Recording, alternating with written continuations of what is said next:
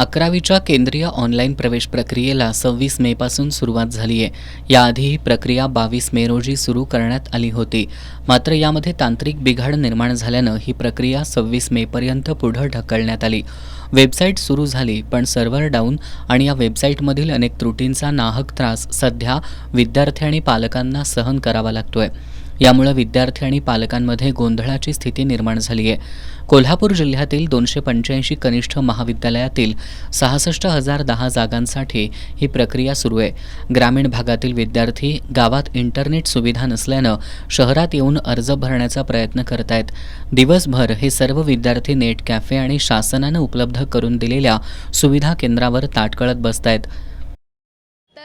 झाले 2 दिवस येते 11वीच्या ॲडमिशनसाठी, तरी पण ॲडमिशन होत नाही. आले की फक्त सर्व्हर डाऊन असतोय. सकाळपासून येते आणि परत बसते आणि 5ला परत जायचं, पण काय सर्व्हर डाऊन असल्यामुळे 2 दिवस झालं ॲडमिशन काय अजून झालेलंच नाही.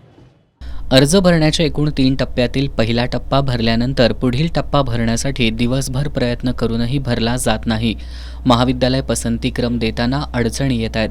सर्वात जास्त अडचणी या 100 रुपये प्रवेश शुल्क भरताना येत आहेत.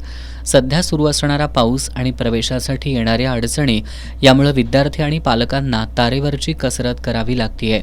ही प्रक्रिया आम्हाला त्रास देण्यासाठी राबवण्यात आली आहे का?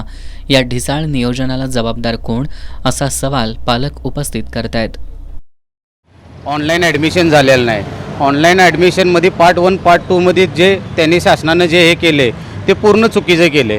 पार्ट 1 भरला तर पार्ट 2 भरत नाही. अर्ध्या तासाला कने ते सर्व्हर डाऊन होते, सिस्टीम डाऊन होत्या.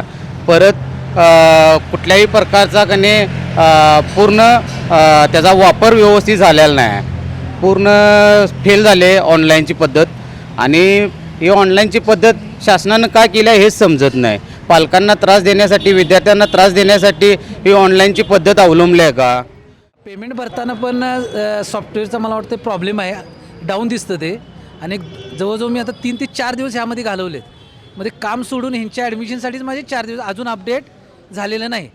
त्या दृष्टीनं मॅनेजमेंटनं काहीतरी विचार करावा लागणार, कारण पाले तेवढे अजून समजत नाहीत. कारण 10वीचे स्टुडंट आहेत, त्यांना पण काही समजत नाही. मग ते पण कन्फ्यूज आहेत की ॲडमिशन प्रोसेस ऑफलाईन करायची का ऑनलाईन करायची. मग यासाठी एक गाईडलाईन एक परफेक्ट गाईडलाईन पाहिजे. शिक्षण विभागानं मोठा गाजावाजा करत ही प्रक्रिया सुरू केली. यावर्षीपासून पहिल्यांदाच राज्यस्तरीय प्रक्रिया राबवण्यात येतेय. मात्र योग्य पद्धतीनं नियोजन न केल्यानं याचा फटका विद्यार्थी आणि पालकांना बसतोय. यातील खेळाडूंच्या कोट्यासाठी 5% जागा राखीव ठेवण्यात आल्यात. मात्र फक्त आंतरराष्ट्रीय आणि राष्ट्रीय स्तरावरील खेळाडूच याचा लाभ घेऊ शकतात. राज्यस्तरीय आणि जिल्हास्तरीय खेळाडूंना याचा लाभ मिळत नाही. याबद्दल पालकांनी संतप्त सवाल उपस्थित केलाय. माझा मुलगा हा स्विमिंग स्टेट लेवलचा स्विमिंग चॅम्पियन आहे. तर कने त्या ह्याच्यामध्ये ॲडमिशनमध्ये फक्त 2च ऑप्शन दिलेले आहेत त्यांनी, एक नॅशनल आणि एक इंटरनॅशनल. जर नॅशनल इंटरनॅशनल असेल तर स्टेट लेवलच्या कने खेळाडूनं काय करायचे? त्यांना तिथं पदक मिळाल्यात, मग स्टेट लेवलला काय व्हॅल्यू नाही का? त्यामध्ये ऑप्शन का नाही आहे स्टेट लेवलचा? फक्त नॅशनल आणि इंटरनॅशनलच आहे. स्टेट लेवलच्या खेळाडूनं काय करायचं हे शासनानं जरा विचार करावा.